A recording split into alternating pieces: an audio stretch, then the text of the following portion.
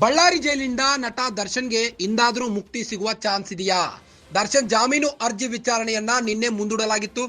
ಆದ್ರೆ ಇಂದು ಪ್ರಬಲವಾದ ವಾದ ಮಂಡಿಸಲು ಸಿವಿ ನಾಗೇಶ್ ಅವರು ರೆಡಿಯಾಗಿದ್ದಾರೆ. ಇಂದು ಮಧ್ಯಾಹ್ನ 12:30ಕ್ಕೆ ಸರಿಯಾಗಿ ವಿಚಾರಣೆ ಆರಂಭವಾಗಲಿದೆ. ಸಿವಿ ನಾಗೇಶ್ ನಟ ದರ್ಶನ್ ಪರ ವಕೀಲರಾಗಿದ್ದು ನಿನ್ನೆ ಪ್ರಬಲವಾದ ವಾದ ಮಂಡಿಸಿದ್ರು. ಸಿವಿ ನಾಗೇಶ್ ಅವರು ದರ್ಶನ್ ವಿರುದ್ಧ ಸಾಕ್ಷ್ಯಗಳನ್ನ ಸೃಷ್ಟಿಸಲಾಗಿದೆ, ತನಿಖೆ ಅಂಶಗಳು ಸೋರಿಕೆಯಾಗಿದೆ ಅಂತ ವಾದ ಮಂಡಿಸಿದ್ರು. ಮತ್ತೆ ತಮ್ಮ ವಾದವನ್ನ ಇವತ್ತು ಮುಂದುವರಿಸಲಿದ್ದಾರೆ ಸಿವಿ ನಾಗೇಶ್ ಅವರು. ಸಿವಿ ನಾಗೇಶ್ ಬಳಿಕ ಎಸ್ಪಿಪಿ ಇಂದಲೂ ವಾದ ಮಂಡನೆ ಆಗಲಿದೆ. ಬಳ್ಳಾರಿ ಜೈಲಿನಿಂದ ನಟ ದರ್ಶನ್ಗೆ ಇಂದಾದ್ರೂ ಮುಕ್ತಿ ಸಿಗುತ್ತಾ ಕಾದ್ ನೋಡಬೇಕಾಗಿದೆ.